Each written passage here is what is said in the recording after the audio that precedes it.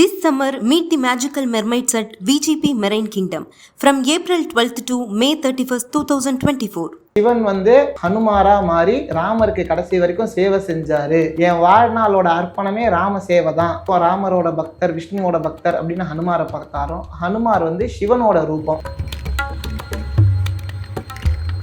ஏன் எனக்கு உங்களை விட ராமரை ரொம்ப பிடிக்கும் அப்படின்னு சொல்லிட்டு ஹனுமார் செந்தூரத்தை எடுத்து முதல்ல உடம்பு ஃபுல்லா பூசிக்கிறாரு. என் உடம்பு ஃபுல்லா ராமருக்கு தான் அர்ப்பணம். ராமர் மேல கொண்ட பிரீத்தியால அவர் உடம்பு ஃபுல்லா செந்தூரத்தை தடவிக்கிட்டாரு. நம்ம அவர் மேல வச்சிருக்கிற பிரீத்தியால யார் உன்கிட்ட ராமநாமத்தை சொல்றாரோ நித்தியம் அவங்கள சீக்கிரமா விடுவிச்சிருங்க, அவங்களுக்கு எந்த கஷ்டத்தையும் கொடுக்காதீங்க அப்படின்னு சொல்லிட்டு ஹனுமார் இன்மையும் பாவமும் சிதைந்து தேயுமே, ஜென்மமும் மரணமும் இன்றி போகுமே, இது உண்மையே ராமா என்ற 2 எழுத்தினாலே. பலவிதமான ஸ்லோகங்கள் இருக்கு. ஹனுமத் சாலிசா அப்படின்னு சொல்றாங்க, கட்கமாலா அப்படின்னு சொல்றாங்க, எல்லாமே இருக்கு. ஸ்ரீராம ஜெயம் இதை சொல்றவங்கள தான் ஹனுமாருக்கு அதிகமா பிடிக்கும். ஒரு தட்டுல பச்சரிசியை போட்டு ஒரு தேங்காவை சமமான அளவா 2ஆ உடைச்சி அதுல நெய்யை விட்டு திரிய போட்டு 4 பக்கமும் சந்தன குங்குமம் இட்டு ஹனுமாருக்கு காட்டிட்டு கோவில சுத்தப்படையில சுத்தி 15 வாரம் பண்ணீங்க அப்படின்னு சொன்னா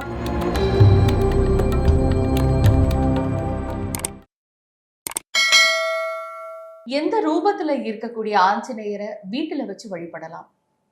நம்ம வீட்டுல பொதுவா விசேஷமான ஆஞ்சநேயர் அப்படின்னு சொன்னா பஞ்சமுக ஆஞ்சநேயர். அவர் எப்பயுமே விசேஷத்துல நம்பர் 1. ஏன்னா 5 தலையோட 10 கையோட நம்மளுக்கு என்னென்ன தேவையோ அது எல்லாத்தையும் அவர் கையில வச்சிருக்காரு. பஞ்சமுக ஆஞ்சநேயரை வீட்டில் வச்சு வழிபடுறது ரொம்ப விசேஷம். அதே மாதிரி வீட்டில் யாருக்காவது வியாதி இருக்கு, அது சரியா போகணும் அப்படின்னு ஏதாவது ஒன்று வேண்டிட்டு இருக்கீங்க அப்படின்னு சொன்னா சஞ்சீவி மலையை கையில வச்சிருக்கிற ஆஞ்சநேயரை வழிபடுறது ரொம்ப விசேஷம்.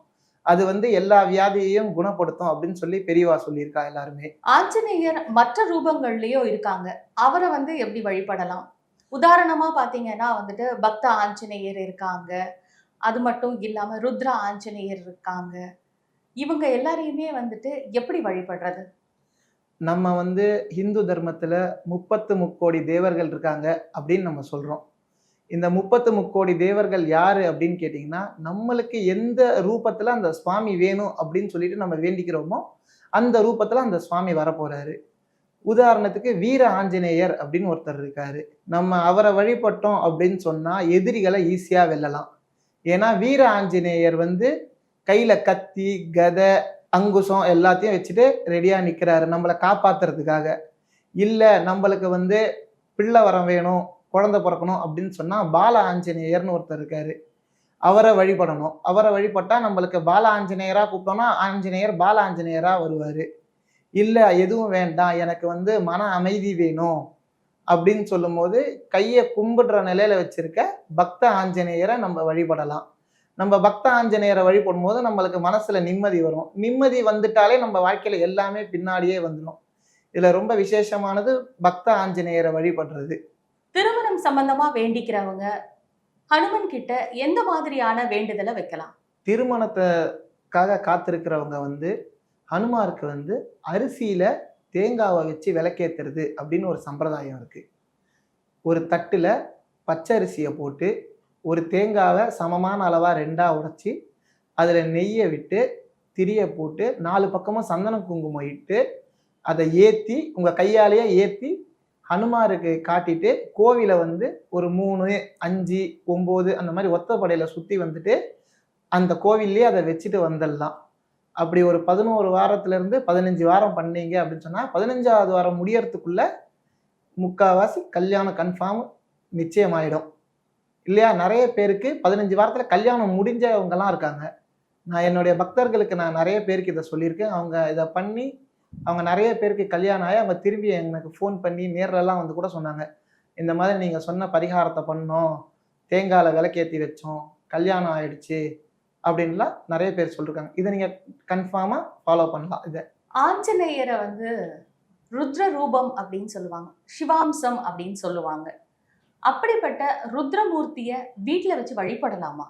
கண்டிப்பா வழிபடலாம். சிவனோட ரூபம் அப்படின்னு தான் நம்ம ஹனுமார பார்க்குறோம். விஷ்ணுவோட பக்தர் அப்படின்னு நம்ம ஒரு பக்கம், ராமரோட பக்தர், விஷ்ணுவோட பக்தர் அப்படின்னு ஹனுமார பார்த்தாரோம். ஹனுமார் வந்து சிவனோட ரூபம். இத வந்து ஏன் அப்படி கேட்டா, ராமாயணம்னு ஒண்ணு நடக்க போகுது. மகாவிஷ்ணு வந்து ராமரா அவதாரம் எடுக்க போறார் அப்படின்னு சொல்லிட்டு எல்லாருக்கும் தெரிஞ்ச உடனே எல்லாருமே பொறக்கிறப்போ நானும் பொறந்து வாழணும் அப்படின்னு சொல்லிட்டு எல்லாருமே பெரிய பிரயத்தனப்பட்டா. அப்போ சிவன் வந்து ஆஞ்சநேயர் ரூபமா வந்து பிறந்தாரு அப்படின்றதுதான் புராதன கதைகள். அவர் சிவன் வந்து ஹனுமாரா மாறி ராமருக்கு கடைசி வரைக்கும் சேவை செஞ்சாரு. என் வாழ்நாளோட அர்ப்பணமே ராம சேவை தான் அப்படின்னு சொல்லியிருக்காரு. ராம எங்க சொன்னாலும் நான் அங்க வந்து இருப்பேன் அப்படின்னு சொல்லியிருக்காரு. முன்னாடி ஒரு காலத்துல வந்து ஹரிதாஸ் கிரி அப்படின்னு ஒருத்தர் இருந்திருக்காரு. அவர் எப்பயுமே ஜனங்களுக்கு வந்து ராமாயணம் பாதி சொல்லும் போது பாதியில நிறுத்திட்டு அந்த மண்டபத்தை சுத்தி வந்து நமஸ்காரம் பண்ணுவாராம். ஏன் அப்படி கேட்டா, ராமநாமத்தை பத்தி நம்ம சொல்லும் போது அங்க கன்ஃபார்ம் ஹனுமார் வந்திருப்பாரு அப்படின்னு சொல்லிட்டு அவர் நம்பினாரு. இது கண்டிப்பா எந்த விதமான ஹனுமாரா இருந்தாலும் அவரை வந்து ஆஞ்சநேயரை ஆத்துல வச்சு நம்ம கண்டிப்பா வழிபடலாம். அதுக்கு எந்த ஒரு தடங்களும் கிடையாது. நேம நிஷ்டிய கம்பல்சரியா ஃபாலோ பண்ணி தான் ஆகணும். ஹனுமனுக்கு அபிஷேகமோ நெய்வேத்தியமோ வீட்ல வச்சு வழிபடலாம் அப்படின்னா என்ன மாதிரி வழிபாட்டை நம்ம வந்து தொடரலாம்? ஹனுமாருக்கு பிடிச்சமான நெய்வேத்தியம் அப்படின்னு சொல்லும்போது, ஹனுமாருக்கு வந்து பொரிக்கடலை பத்து இல்லாம இருக்கணும் அப்படின்னு சொன்னா பொரிக்கடலையை கன்ஃபார்ம் நெய்வேத்தியம் பண்ணலாம். அதே மாதிரி சுண்டல், வெள்ளை கொண்டக்கடலை சுண்டல் அப்படின்னு சொன்னா அவருக்கு ரொம்ப பிடிக்கும். அதே மாதிரி மெதுவடை, மெதுவடையை நெய்வேத்தியம் பண்றது ஹனுமாருக்கு ரொம்ப பிடிச்சது. உலர் திராட்சை, இதையும் ஹனுமாருக்கு ரொம்ப பிடிச்சது. இதெல்லாம் அதே மாதிரி வெண்ணெய், வெத்தலை, இதெல்லாம் வந்து அவருக்கு ரொம்ப பிடிச்சது. இதையெல்லாம் நம்ம கன்ஃபார்ம் நெய்வேத்தியத்துக்கு வச்சுக்கலாம். வேண்டுதல்கள் அப்படின்னு சொல்லிட்டு நிறைய விஷயங்களுக்கு இப்ப ஏதோ ஒரு பிரச்சனை இருக்கு அப்படின்னா இந்த வேண்டுதல்களை ஆஞ்சநேயருக்கு நம்ம வைக்கலாம். உதாரணமா விளக்கு ஏற்றுறது, துளசி மாலை போடுறது, வெத்தலை மாலை போடுறது அப்படின்னு சொல்லிட்டு நிறைய விஷயங்கள் இருக்கு.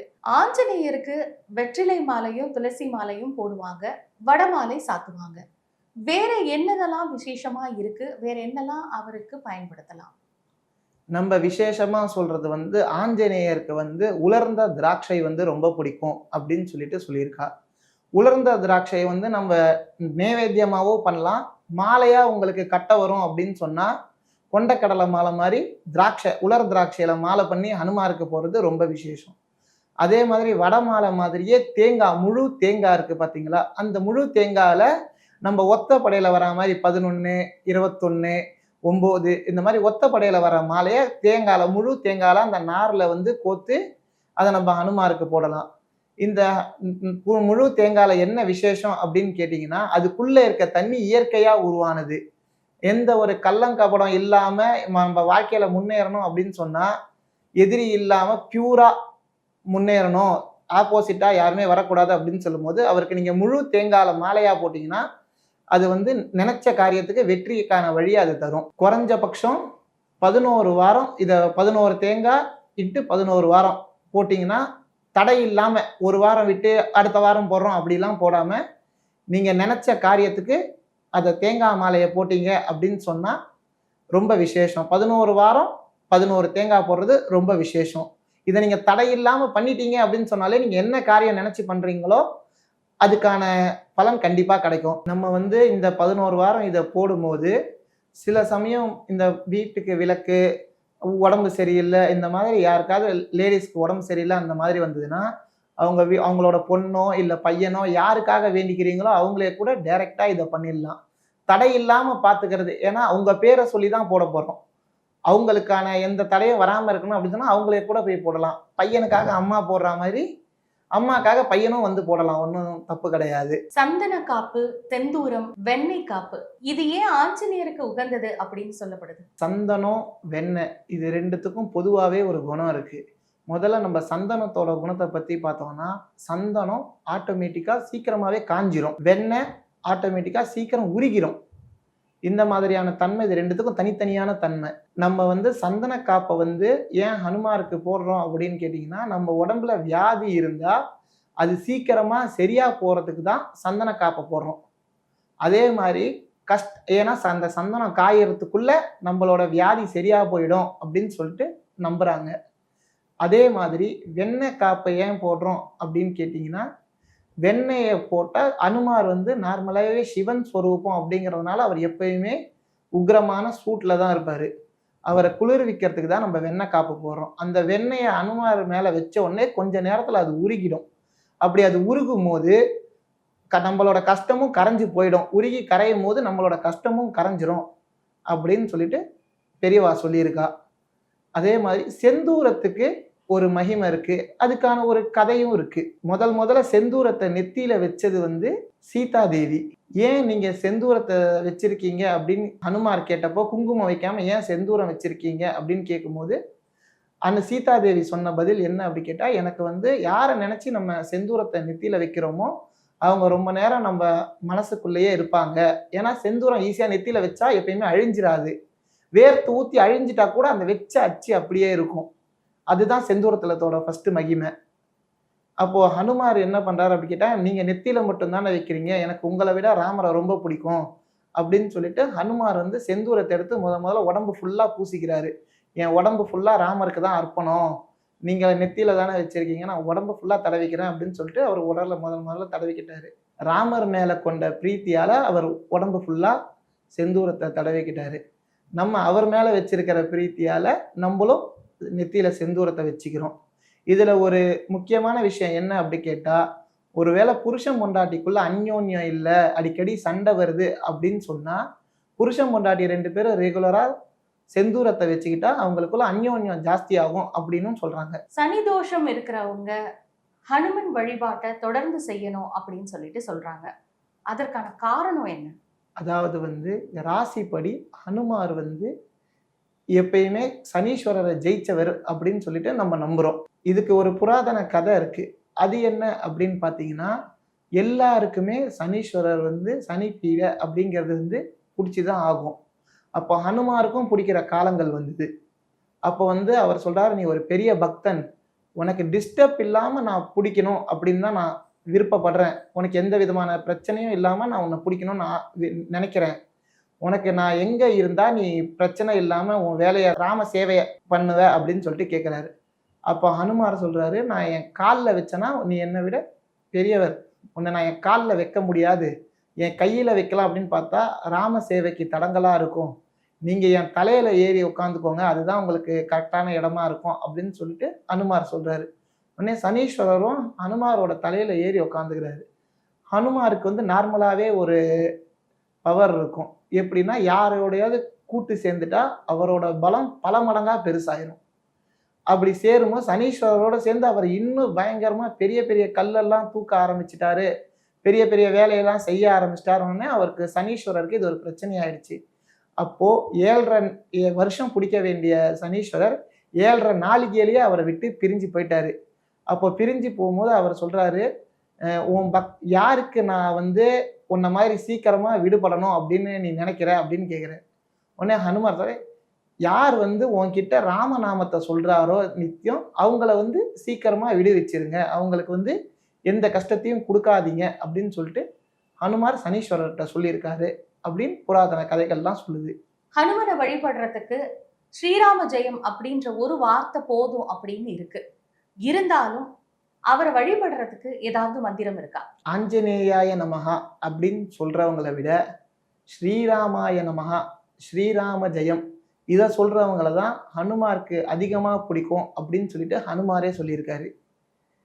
நம்ம வந்து பலவிதமான ஸ்லோகங்கள் இருக்கு. ஹனுமத் சாலிசா அப்படின்னு சொல்றாங்க, கட்கமாலா அப்படின்னு சொல்றாங்க, எல்லாமே இருக்கு. ஈஸியா தமிழ்லயே நிறைய ஸ்லோகங்கள் இருக்கு. அதே மாதிரி ஆஞ்சநேயர் வந்து பேசிக்கா ரிக்வேதம் அப்படின்னு சொல்லிட்டு நம்பப்படுது. ரிக்வேதத்துல பவமானம் அப்படின்னு சொல்லிட்டு ஒரு பேராகிராஃப் இருக்கு, ஒரு பார்ட். அதை சொல்றவங்களுக்கு ஹனுமாரை ரொம்ப பிடிக்கும். ஏன்னா அவருக்கு பவமான நந்தனன் அப்படின்னு சொல்லிட்டு ஏற்கனவே ஒரு பேர் இருக்கு. ஈஸியா சொல்ற மாதிரி ஒரு ஸ்லோகம் அப்படின்னு சொன்னா, நன்மையும் செல்வமும் நாளும் பெருகுமே, இன்மையும் பாவமும் சிதைந்து தேயுமே, ஜென்மமும் மரணமும் இன்றி போகுமே, இது உண்மையே ராமா என்ற 2 எழுத்தினாலே. இந்த ஸ்லோகம் வந்து ரொம்ப விசேஷமான ஸ்லோகம். இந்த ஸ்லோகத்தை சொன்னாலே போதும். ஏன்னா இது எளிமையான தமிழ்லையும் இருக்கு, எல்லாருக்கும் ஈஸியா புரியவும் செய்யும். This summer, meet the magical mermaids at VGP Marine Kingdom from April 12th to May 31st, 2024.